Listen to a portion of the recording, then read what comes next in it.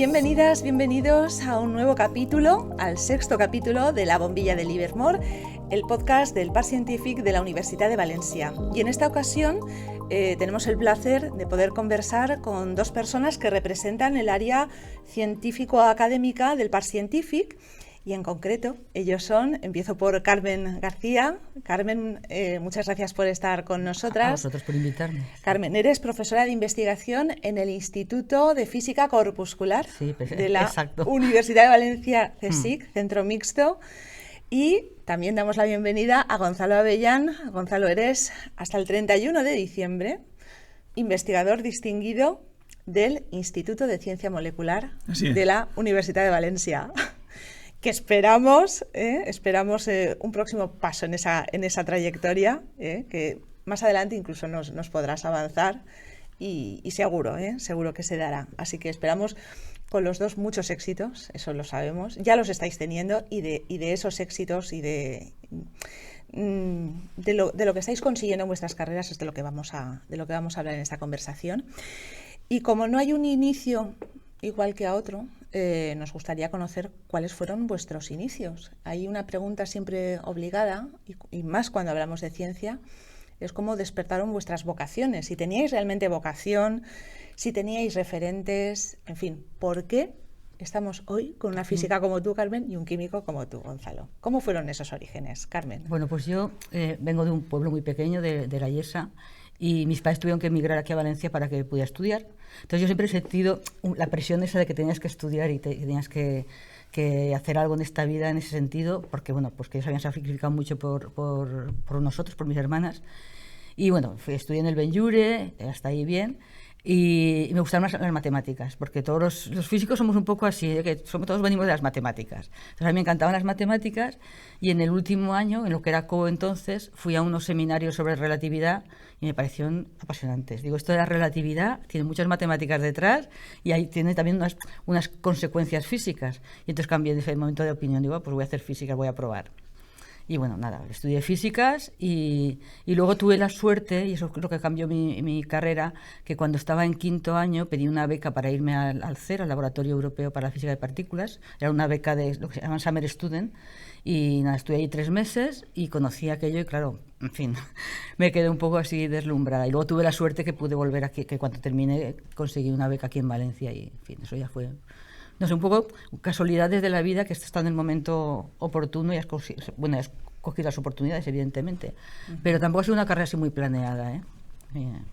No hay una carrera lineal. No. No existe. No. Y luego cuando estaba haciendo aquí, empecé a hacer la tesis aquí y por causas personales mi marido se iba a Inglaterra y digo, bueno, pues voy a probar a irme yo con él también. Entonces escribí al laboratorio donde él trabajaba y pregunté si había algún contrato y me dieron un contrato allí. Y entonces me fui con él a Inglaterra, hice la tesis aquí, pero el trabajo era en Inglaterra.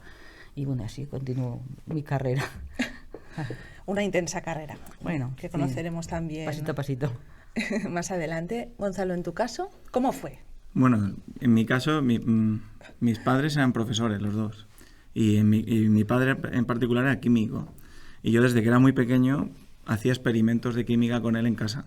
En la cocina, destrozando plantas de mi madre, extrayendo clorofila, haciendo, con reactivos de verdad, haciendo un poco trastadas en casa con él. Y ahí yo creo que se encendió la llama.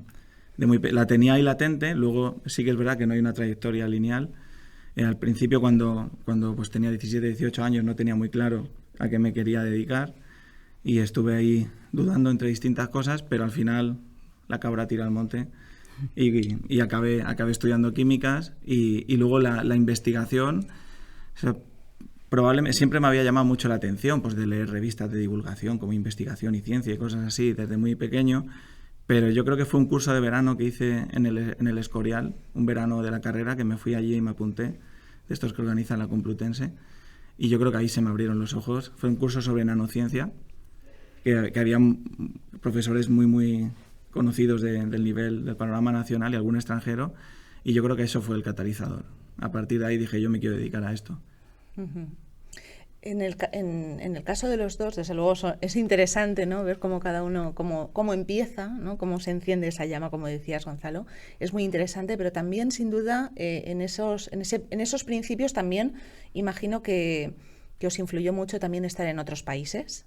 En vuestra trayectoria, sobre todo a los comienzos, ¿no? Habéis estado los dos, en tu caso, Carmen, en Reino Unido, y en tu caso, Gonzalo, en Alemania. ¿Merece la pena viajar? ¿Qué valor tiene? Yo, desde mi punto de vista, es imprescindible. Tienes que conocer otro país, otras costumbres, ya no es en la parte de vivencia, ¿no?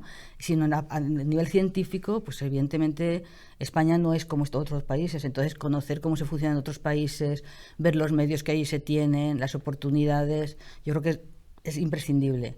También los métodos de trabajar tampoco son los mismos, ¿no? Para mí fue una gran experiencia estar ahí en el Reino Unido. ¿Qué es lo que destacarías?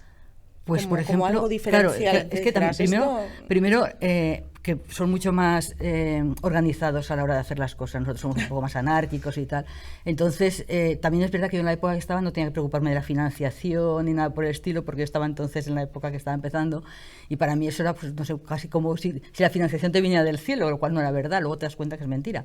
Pero en esos momentos sí que lo vives un poco así, ¿sabes? Entonces solamente tienes que preocuparte en trabajar, en hacer tus cosas, tienes los medios, ¿sabes? Yo estaba en el laboratorio del Rutherford Laboratory, que es muy grande, entonces ahí tienes de todo, ¿eh? Entonces no tienes que aquí tienes que pensar, voy a comprar algo, pues ahí no, ahí tienes, ya lo tienes comprado, ya tienes los medios que no tienes que preocuparte aquí de funcionar así. Entonces para mí fue, no sé, y luego sobre todo conocer gente que has estudiado sus libros, ¿sabes? Que dices, bueno, eso, ¿sabes? Te da un poquitín ahí de... son de carne y hueso. Sí, son de carne y hueso y son gente normal y corriente. Eso también me pareció muy, muy sorprendente cuando estuve allí. Uh-huh.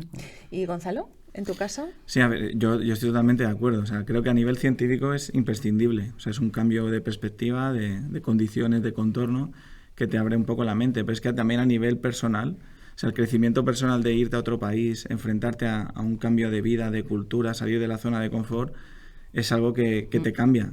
Y ese cambio también te afecta a tu trabajo científico. Yo creo que una persona que toda la carrera la hace en la misma institución y no va al extranjero, dispone de menos herramientas que uno que sí que se ha ido fuera. Entonces yo creo que es bueno tanto para la investigación, porque aporta perspectivas que se salen de las que has mamado en tu laboratorio de origen, y luego también a nivel personal, que eso al final también se refleja en la docencia, creo yo.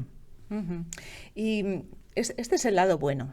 Este es el lado bueno de tener experiencias fuera, pero claro, otra cosa es, y eso también en los últimos años es verdad que, Gonzalo, tú ahí tal vez yo creo que tienes también más experiencia, también porque estudiaste en otra época, y creo que tenía también otro significado, porque una cosa es adquirir esa experiencia fuera, incluso pues apostar por tener una carrera fuera y no volver, porque sale la oportunidad fuera, pero otra cosa es que muchas veces se ha hablado, también en medios de comunicación han sido bastante sensibles a este tema, digamos, esa migración o esa fuga de cerebros, ¿no? ¿Os acordáis que se etiquetó así? Y además tú eras una cara visible reivindicando que, bueno, esto no era sinónimo de algo bueno, sino que estábamos aquí formando al personal investigador que después otros países han aprovechado y están aprovechando. Gonzalo. Totalmente. Es que ahí el problema es que se mezclan cosas, ¿no? O sea, la fuga de cerebros ha existido y existe totalmente. La clave es que el que se va pueda regresar, si así lo considera oportuno, y entonces revertir todo el aprendizaje que ha recibido, que al final está basado en impuestos de los ciudadanos, a su propio país. El problema es que ese canal de vuelta no funcionaba. Entonces, es un drenaje económico para el país y de talento que, si lo analizáramos con números, es un disparate. O sea, sería una inversión totalmente desastrosa. Lo que poco a poco está cambiando con los programas de atracción es una situación que hace una década llegó a un punto que era prácticamente insostenible. O sea, uno sabía que si se movía de su universidad y se iba al extranjero, las puertas de retorno muchas veces estaban cerradas. Vale que había programas como el Ramón y Cajal, yo también lo obtuve, que hipercompetitivo y que traía gente que es maravillosa, pero sí que a todas luces era insuficiente para el volumen del sistema universitario español. O sea, salía a menos de un Ramón y Cajal por universidad. De hecho, llegó un momento que había, en química, por ejemplo, que es mi especialidad, llegaron a dar 13 o 14. Es decir, menos de un químico por comunidad autónoma al año. Entonces, eso es una barbaridad, sobre todo nosotros estamos acostumbrados a esa realidad y decimos, es que es muy difícil, pero cuando te vas a Alemania, a Inglaterra, a Francia, yo he viajado a Estados Unidos y les contabas la situación del país a tus análogos, a gente de tu misma edad que había hecho la misma carrera, solo que era de esa nacionalidad, les explotaba la cabeza, o sea, no lo entendían. Y luego veían los currículums de la gente y realmente eran más competitivos que los que se estaban estabilizando en esos países en un estadio de la carrera similar. Entonces ahí había una disfunción que ahora poco a poco se va corrigiendo, y que el principal beneficiado va a ser el país, porque va a tener mejores investigadores, investigadoras, mejores docentes y gente que también, una apertura de miras, que eso siempre es bueno, que no sea tan opaco. Carmen, ¿tú aprecias también que en la última década hay más posibilidades para los jóvenes con respecto a la época en la que estudiaste? Porque hay bastantes diferencias. Lo que pasa que en la época que yo salí fuera y eso, éramos menos los que salíamos fuera. Y, por ejemplo, yo volví con una cosa que llamaban las becas de reincorporación, y eran más o menos fáciles de conseguir. Luego ya es más difícil, ¿eh? Yo luego pues me costó más, estuve dando clases en la universidad, luego que la plaza del CSIC, fue un poco más complicado. Pero es que no fue nada que ver con lo que es ahora, ¿eh? Yo saqué mi plaza a los 31 años. ¿A qué edad sacarás tú la plaza? Bueno, si lo quieres decir.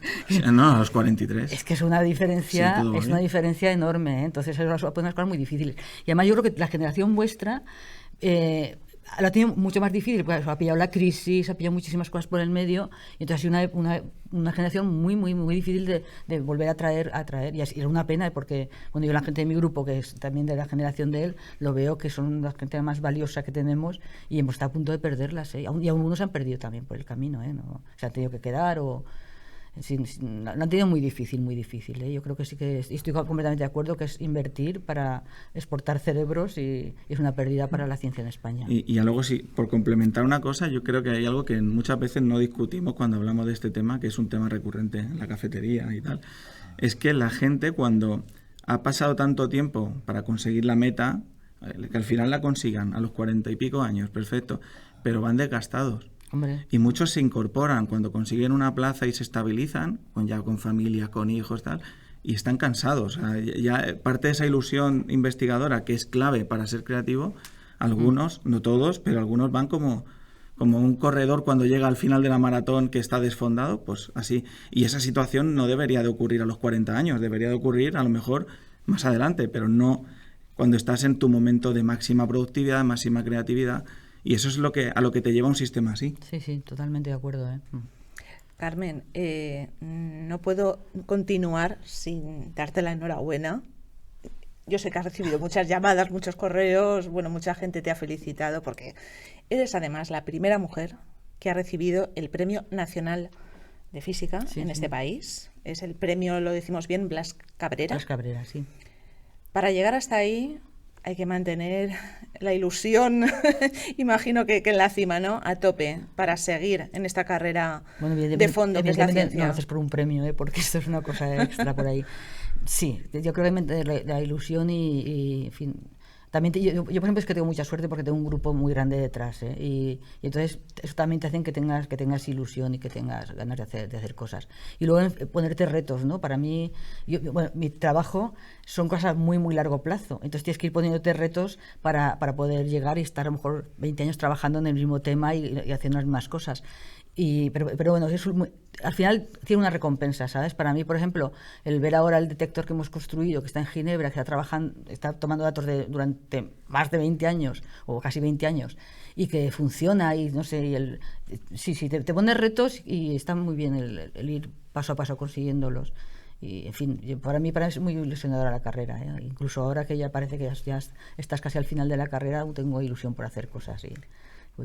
Es muy importante lo que señalas, esto de trabajar para el largo plazo, y en unos tiempos en los que todos vivimos, es una realidad a la que nadie es ajeno, vivimos en una época en la que no hay tiempo, en la escasez de tiempo, ¿no? Lo queremos todo inmediato, ¿no? Es el tiempo de todo lo que queremos ya. Trabajar en el largo plazo, ¿qué significa? Porque mucha gente no se tiene que enfrentar a ese reto en sí mismo. A ver, los experimentos en los que trabajo, que son física de partículas, pues a lo mejor el experimento lo planeamos, lo planeamos, porque son comunidades muy grandes, pues hace 30 años, por ejemplo, que empezamos, o más de 30 años que empezamos a pensar en el acelerador de hadrones. Luego tienes que diseñarlo, empezar a construir. Todo esto quiere decir que no pares de trabajar el día a día. El día a día tienes muchísima faena. No es que digas, es que puedo esperarme ahora 5 años a ver qué pasa, ¿no? Pues tienes que diseñar la tecnología, tienes que al final congelar la tecnología, definir ya lo que es el detector en sí, ponerte a construirlo, cuando está construido instalarlo, operarlo, ver que todo funciona, luego tomar datos y analizarlos. Y mientras que estás haciendo eso, estás pensando en el siguiente experimento, ¿sabes? Entonces yo, por ejemplo, estuve trabajando en 2 de los aceleradores a la vez. Estaba trabajando, tomando datos en el LEP, que se desmontó en el año 2000, y estábamos ya diseñando y trabajando en el LHC. Es decir, que no es que estés así esperando y que tienes mucha faena en el día a día, porque son experimentos muy largos, pero con mucha intensidad de trabajo. Muy hay que cumplir muchos plazos. Y hay que cumplir plazos. Y en cierta medida, esto es un poco como una empresa, ¿sabes? Tú tienes ahí, el management de todo esto es enorme, tienes que entrar en plazos, porque estás dependiendo, tu trabajo depende del resto de la colaboración, y a la vez tú tienes que cumplir con la colaboración para que todo llegue a producirse en el momento, ¿eh? Para mí, por ejemplo, el construir el detector, que es como una especie de Lego, que cada país ha hecho un trocito del Lego, y luego llegó el año 2005 y dijimos, vamos a poner todos los trozos del Lego juntos y que todo llegara a tiempo, que todo funcionara. De hecho, por ejemplo, mi detector es el que va más adentro, en la parte más cercana donde colisionan los protones. Pues la electrónica tenía problemas aún, y aún teníamos que rediseñar cosas y tal. Entonces, a la vez que se iba construyendo y montando todo el detector, nosotros estábamos aún diseñando cosas para poder llegar a tiempo, y al final todo se cerró en su momento y todo funcionó. Eso para mí es una satisfacción enorme, ¿eh? Ver que todas esas cosas se producen y no sé, y sobre todo el trabajar con más gente, para mí es una cosa muy, muy, muy interesante. ¿Cuánta gente trabaja, por ejemplo, en el LEP? En el LHC. En el LHC ahora la colaboración somos unas 3.000 personas, ¿sabes? Muchos son estudiantes, hay 1.000 y pico estudiantes que están haciendo la tesis, y bueno, hay ingenieros, hay físicos, hay de todo un poco. Son colaboraciones muy grandes, muy grandes. Mi grupo ahora somos unas 55 personas aquí en Valencia. Uh-huh. Gonzalo, veo que asientes, ¿no? Cuando Carmen estaba haciendo la analogía con el mundo de la empresa, tú precisamente, bueno, y sobre todo, pues se da, todavía no podemos decir que una mayoría, porque no es verdad, pero sí que investigadores como tú estáis cada vez más abiertos a aplicar esto de la transferencia de conocimiento, que sabemos que no es nueva, pero que sí que tiene un reconocimiento, que no lo ha tenido durante mucho tiempo, lo sabemos, porque se ha hecho transferencia, y Carmen seguramente me dirá, se ha hecho toda la vida, lo hemos hecho toda la vida. Todavía no, yo también he hecho, pero no toda la vida. Ha sido verdad. Pero sí es verdad que se ha hecho. Otra cosa es que se reconozca y que ahora también se impulse. Es verdad, cada vez hay más instrumentos que lo impulsan. Se reconoce mucho más. Se reconoce mucho más. Y tú ya perteneces a esa promoción, a esa generación de investigadores, y además has dado el paso aparte de todo lo que implica la investigación y la docencia universitarias, estás también, bueno, empezando, ya lleváis un tiempo ya de recorrido, una empresa muy joven, que es Mateco, que está aquí también en Paterna, y ahí eres, si no me equivoco, director científico, sí. CTO de Mateco, que recordemos, Mateco es una compañía de materiales avanzados, lo quiero decir bien, al servicio de la descarbonización de la economía. Esto suena muy bien. Una de tus líneas es el hidrógeno verde. Gonzalo, tanto una apuesta como la otra, ¿cómo encajan en una trayectoria como la tuya, ¿no? También porque te has animado a dar ese paso en la empresa y en el ámbito del hidrógeno verde. Pues esto es un tema que podría estar aquí una semana contándote, pero al final conecta muchísimo con lo que estaba contando, porque yo cuando hacía la tesis no tenía un perfil de tesis que fuera aplicado para nada. Era ciencia fundamental en química, hacíamos unos nanomateriales bidimensionales que eran magnéticos, pero a 4 Kelvin de temperatura, muy baja. Y mi propósito era cambiar la composición química y añadir una serie de metales de transición que son magnéticos, como el hierro, como el níquel, como el cromo, el cobalto, en proporciones muy precisas. Intentar hacer como cocinar el material con una precisión a un nivel máximo, porque de esa manera modulábamos el comportamiento magnético, y aquello pues exhibía unos fenómenos curiosos como la frustración de spin y cosas así. Nada que ver con una aplicación, ni menos con el hidrógeno. Y en el transcurso de la tesis aparecen publicados unos trabajos donde ese material que yo estaba sintetizando durante años para otra aplicación, para estudiar el magnetismo, demuestran que rompía el agua en hidrógeno y en oxígeno en condiciones básicas, alcalinas, mejor que los metales preciosos. Entonces, cuando veo aquello, claramente digo, ostras, aquí, de hecho analizo los artículos, veo los materiales, veo que podían ser mejorables, a nivel de cristalinidad, de tal, porque era a lo que me dedicaba. Y digo, ostras, pues si yo utilizara los míos, que sé cómo hacerlos, pues probablemente aquí tengo un sector donde podría aplicarlo. Entonces empecé a aprender electroquímica, empecé a publicar artículos científicos, al principio todo a escala de miligramos y todo muy fundamental. Y ya una cosa llevó a la otra. Yo siempre he tenido una pulsión emprendedora, eso es verdad, siempre un poco inquieto. Y en el año 2021 conseguimos una patente de un método para hacer esos materiales, pero a gran escala, en kilos. O incluso más. O sea, nosotros llegamos a hacer 2 kilos en el laboratorio, que eso es una barbaridad para un laboratorio de ciencia fundamental. Y de ahí, pues yo siempre pongo de ejemplo un libro de Nuccio Ordine que se llama La utilidad de lo inútil, que además lleva al final un apéndice que es un discurso de Abraham Flexner, que es el que dirigió el Instituto de Física Avanzada, donde trabajó Einstein y Oppenheimer y tal, que explicaba cómo, por ejemplo, la física de partículas podía acabar teniendo aplicaciones inesperadas, inmediatas para el mundo. Yo qué sé, como Internet, ¿no? En gran medida se debe a... O el PET. O el PET, por ejemplo. Y entonces iba de eso, ¿no? Ese libro, y cómo las humanidades, que aparentemente no sirven para nada, pueden tener una aplicación. O sea, era un manifiesto de humanismo puro y duro aplicado a la ciencia o a las ciencias sociales y las humanidades. Y yo cuento esto porque es que es el ejemplo perfecto. Yo no era una investigación dirigida, no había un propósito al final, pero resulta que el material que teníamos se convierte en el mejor que hay.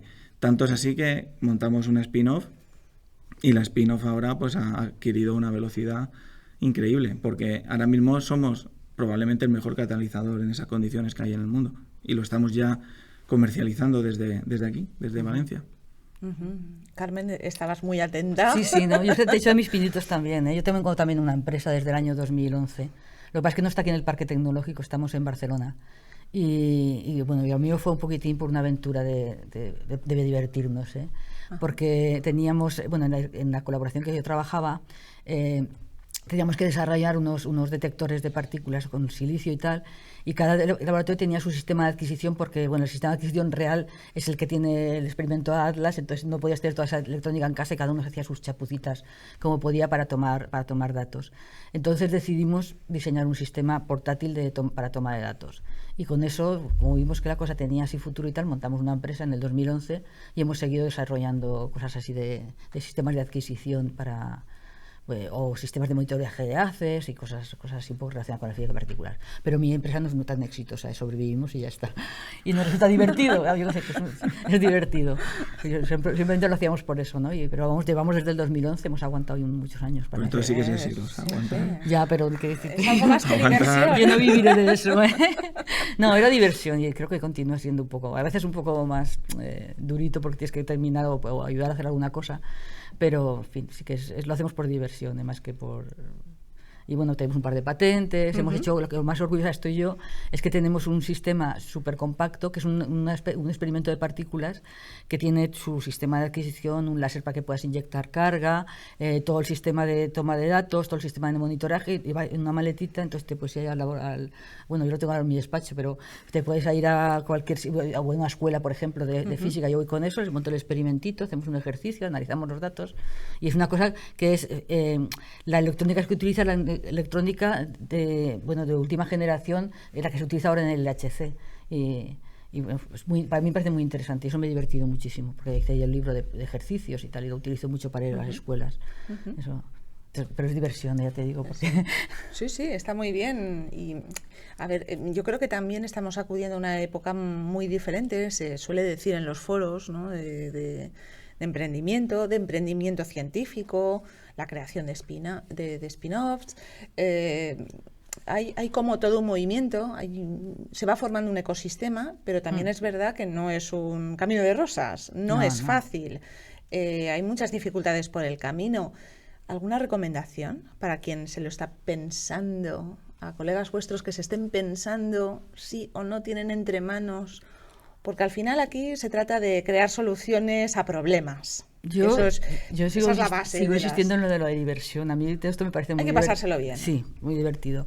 Y claro, si tienes un trabajo, no te va la vida en eso, ¿sabes? Entonces, es decir, que intentas que funcione y tal, pero vamos, no te ahoga, no estás agobiado porque no vas a poder comer si eso no funciona. Entonces, eso te da un pernín de tranquilidad en el desarrollo y eso es importante. No sé cómo lo ves tú. Sí, totalmente. O sea, yo creo que eso no tienes que forzar. Tienes que tener algo interior que te apetezca hacerlo por diversión, porque de repente ves claramente que puedes trasladar algo al mercado y que si no se va a perder en un cajón. Esa pulsión interior yo creo que es clave, porque si no puedes intentarlo, pero parece... O sea, la energía que vas a gastar en el proceso te va a quemar. Y yo como recomendación, libros. Yo siempre recomiendo libros. O sea, hay uno que se llama El libro negro del emprendedor, que es cortito, se lee en una tarde, de Fernando Trías de Bes. Ese lo tendría que leer cualquier persona que quiera meterse en algo así.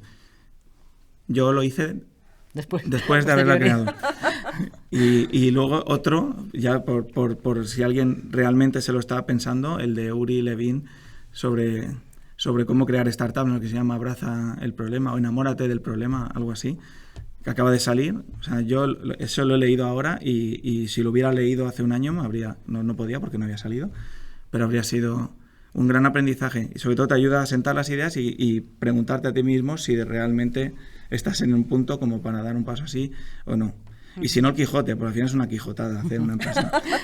Está muy bien esa analogía. Sí. Pero también, y algo que desde luego pasa tanto cuando se crea una empresa como cuando se crea un grupo de investigación, al final es tener también un talento especial, porque esto al final se aprende o lo tiene la persona que sabe también cómo crear un equipo. Qué importantes son los equipos para la ciencia. Vuestra experiencia, vosotros que también habéis formáis equipo, ¿qué ingredientes son básicos para también saber diseñar un buen equipo? Yo creo que hay que ser un poco generoso para empezar, porque yo sobre todo, por ejemplo, en mi grupo es muchísima gente, entonces tienes que darle cabida a todo. Yo no tengo la capacidad ese de líder, de que todo el mundo haga lo que yo diga, ¿sabes? Yo eso no. Entonces tienes que darle al resto del equipo pues que tenga su espacio y que puedan desarrollar sus actividades y puedan... Y eso para mí es un poco complicado, porque... normalmente sean los grupos estos de un líder que marca el camino y tal. Yo no soy así en absoluto, Y entonces tienes que buscar... hacer equipo no tiene por qué ser liderar. No sé muy bien. Tienes que ser en cierta medida un poco de líder, ¿sabes? Pero no tienes que ser únicamente líder, ¿sabes? Tienes que un poquitín llevar a todo el mundo... coordinar. Y hacer grupo, que la gente piensa que el proyecto es de todos, ¿sabes? Yo creo que eso es fundamental, que la gente sienta que el proyecto es de ellos también. Por lo menos desde mi punto de vista es una forma de hacerlo, Yo no soy una persona así, ya te digo, que yo no me veo ni de líder ahí. Y bueno, pues con mi grupo vamos avanzando y me llevo bien. También hay problemas, no te creas que también hay la convivencia es lo que tiene. Y con 50 y pico de personas, muchos, Pero bueno, pues no sé. ¿En tu caso, Gonzalo? Mi grupo es más pequeño, pero sí que es verdad que como yo lo veo, porque aquí hay muchos estilos de liderazgo y yo tampoco soy nadie aquí para dar lecciones, pero a mí, por lo que a mí me gustaría sentir cuando yo he pertenecido a grupos y tal, es que los roles estén bien definidos en el equipo, que no haya duplicidad, o sea, no asignarle la misma tarea a dos personas, que es algo que se lleva mucho en la ciencia hipercompetitiva actual, ¿no? Para fomentar esa competición, que al final uno corra más que otro y quemar liebres por el camino, ¿no? Que le llaman. Eso no lo veo así como demasiado creativo. Pero luego también, al final, el que dirige el grupo, o sea, tiene que tener un poco esas ganas de coordinarlo todo y de dar alguna directriz y un poco acompañar a las personas en esa carrera, y esa labor no a todo el mundo le gusta. Hay gente que le encanta enfrascarse en un problema, pero no tener que estar pensando en la financiación o en la gestión de los espacios, que es maravillosa, o en adquirir un equipo, o esa labor... O las auditorías. Las auditorías, las justificaciones de proyectos, todo eso hay gente que no le apasiona.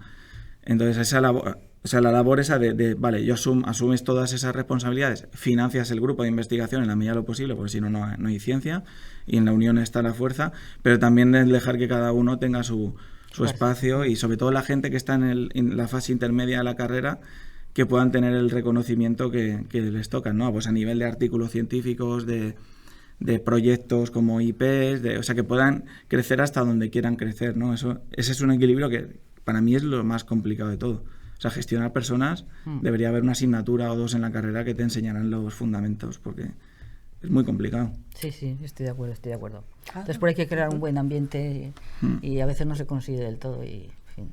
Pero bueno, yo estoy contenta, pese a todo. ¿Cuántos recados estamos dejando a los gestores de los planes de educación y de formación universitaria?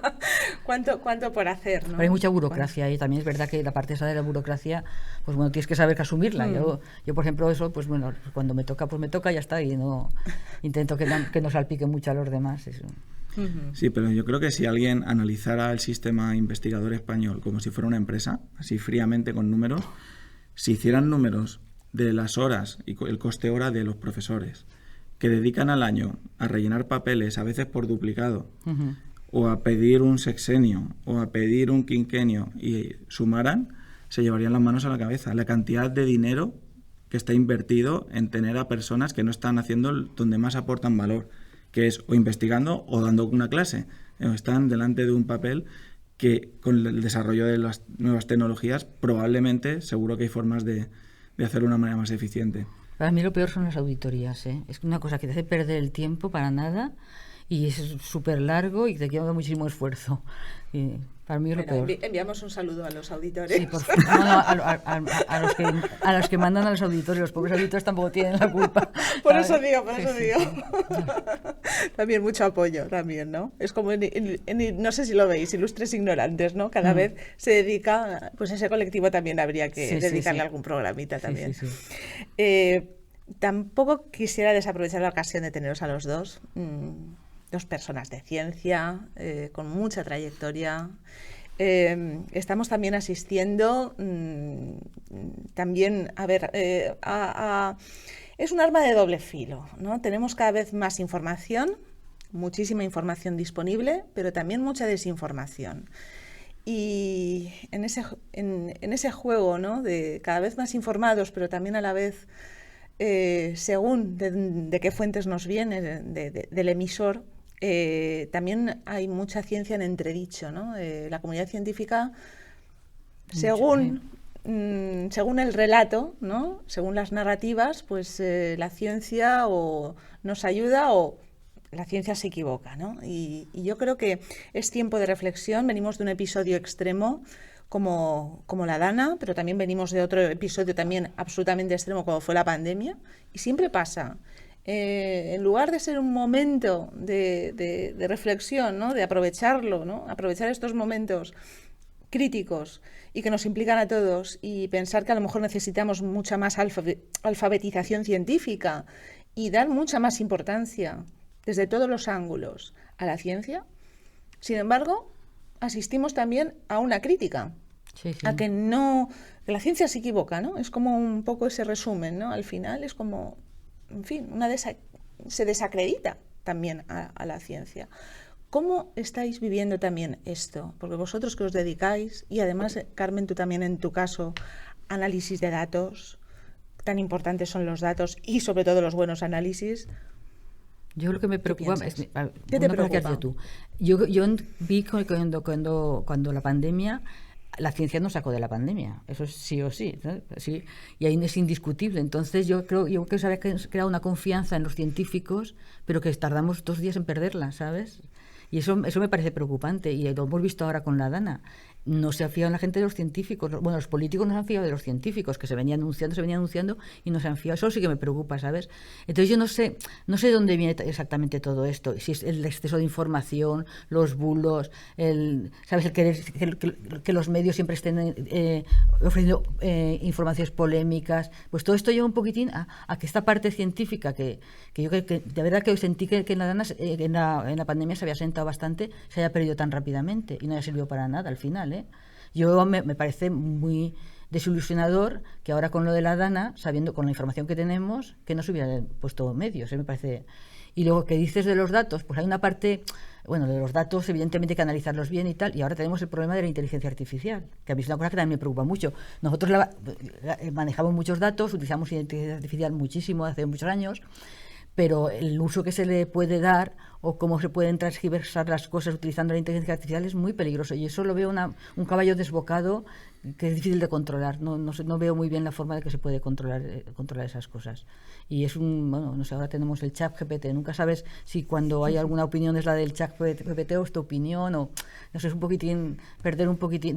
Por otra parte, es muy útil la inteligencia artificial, te ayuda a tomar decisiones o te ayuda, yo que sé, a tener máquinas más eficientes. Tiene una parte mucho de ayuda, pero por otra parte también una parte muy peligrosa si no se controla. Y yo no veo la forma de controlarla, no sé, desde mi punto de vista, si hay una forma de controlarla. No sé, ¿qué opinas tú de todo esto? Con respecto a la IA, que estamos, yo creo que en una fase en la que se va a expandir y cuando veamos peligros, entonces empezaremos a controlar. Me da la sensación de que el control y la legislación va por detrás del desarrollo, entonces eso, pues, y la ética también, realmente el control, la ética también va por detrás. Sí, y ya se está usando para fines que no son muy, muy buenos, ¿no? Pero es que luego el exceso de información, no era Humberto Eco que decía, exceso de información es igual a ausencia de información. Es que si una manera de aturullar al personal es bombardeando con información contradictoria para que el ruido sea tan grande que tú no sepas distinguir qué dato es fiable y qué dato no. Eso se usaba antiguamente, ¿no? Los rumores, ¿no? Es que dicen por ahí que esto, los bulos. Que a mí eso sí me parece, y que se utilizan a veces también para atacarnos a los científicos, ¿eh? Y claro, y el problema es que la inmediatez que mencionabas antes es la antítesis de un razonamiento.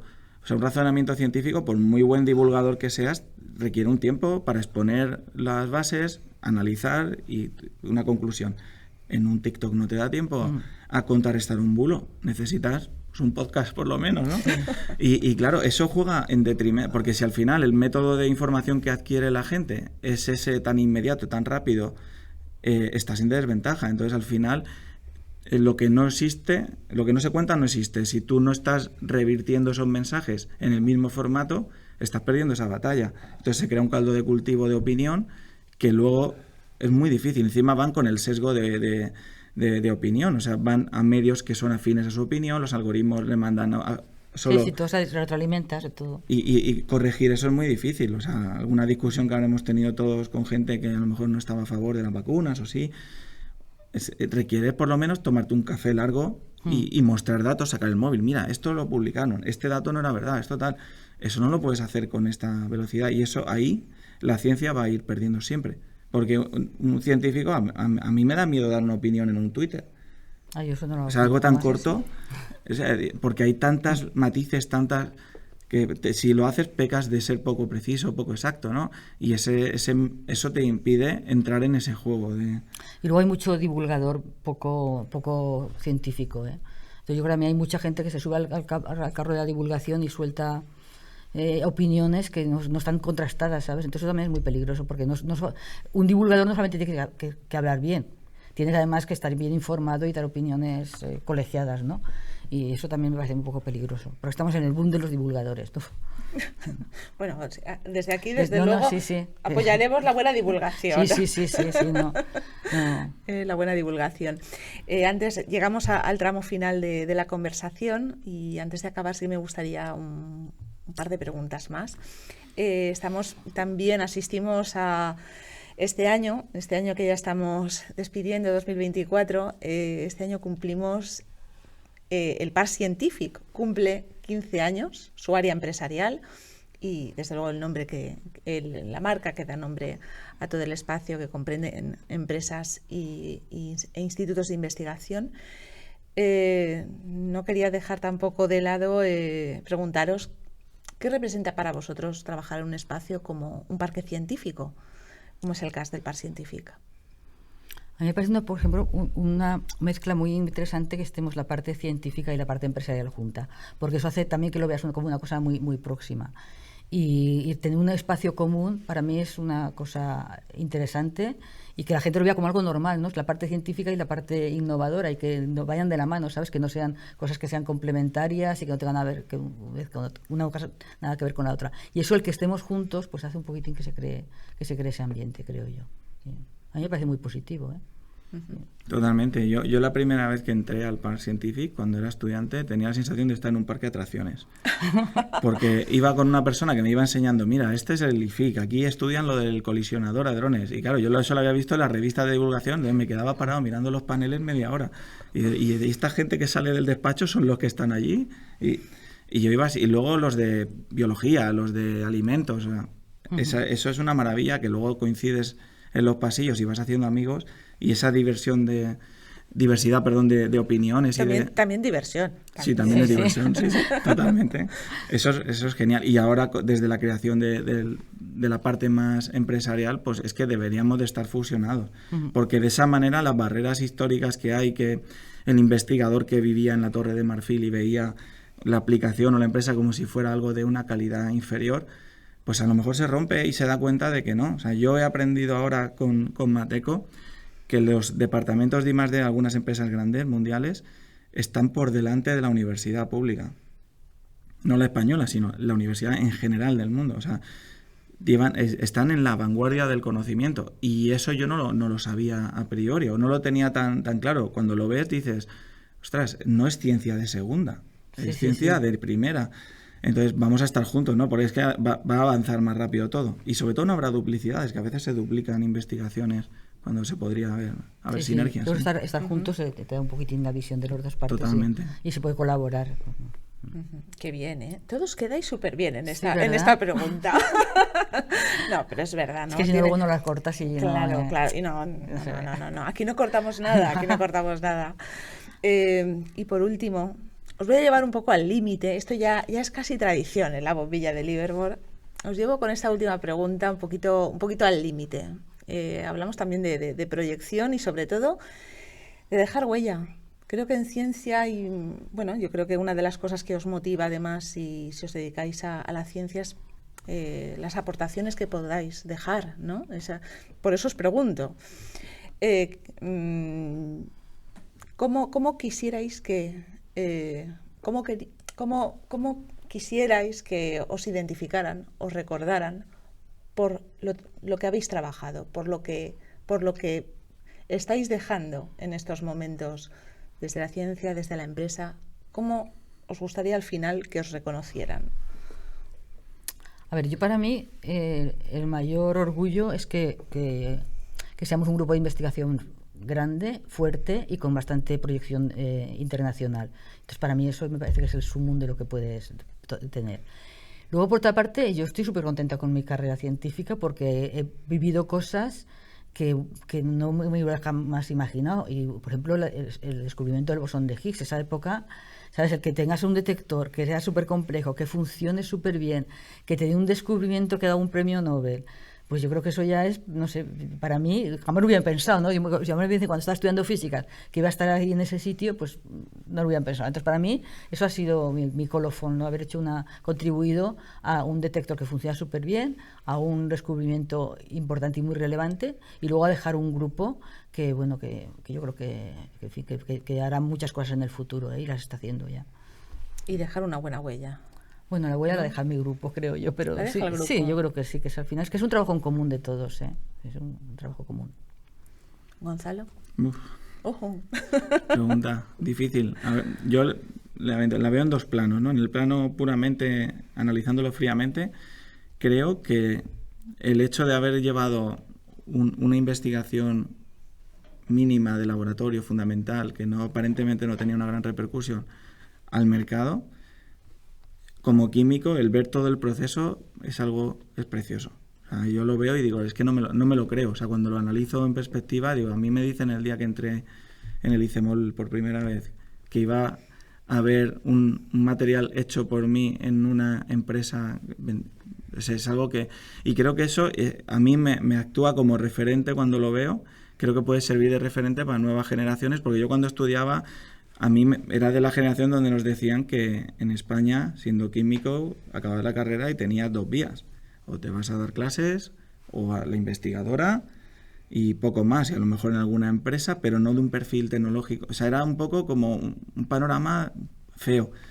Y creo que eso está cambiando para mejor, ¿no? Y creo que dan un grano de arena, es decir, desde Valencia o desde Orihuela, que es mi ciudad, puedes hacer investigación de primera, puedes poner un producto en el mercado y que te lo compre un alemán o te lo compre un estadounidense, porque es mejor que el que tienen ellos. Eso es un mensaje fuerte. Y luego ya en el otro plano, o sea, yo creo que lo que más, al menos a nivel personal, yo lo que necesito es que la gente sienta que yo le he ayudado. Que si pasan cerca de mí, pasen a un nivel superior, ¿no? Que sirva un poco de catalizador, ¿no? Así es como, o sea, un poco, yo pienso, estaría orgulloso de mi padre, algo así. Qué bonito. Qué bonito, ¿eh? Que me ha encantado. Está muy bien, ¿eh? Porque al final eso yo creo que os representa. Al final el sentido que tiene, ¿no? Este paso por aquí, por la vida, es también lo que dejamos a los demás sí. Y lo que podemos favorecer a los que vengan, ¿no? A los que vengan. Qué bien. No quisiera dejar ahí la entrevista. A ver. Voy a ser un poco más práctica, más pragmática. Aprovechamos que tenemos a Gonzalo aquí. Gonzalo, ¿qué tipo de coche nos tenemos que comprar? Si es que nos tenemos que comprar un coche, como buena nunca pregunta, os lo preguntan, pregunta. porque como cuando hablamos de hidrógeno verde, ¿qué tipo de coche nos tenemos que comprar?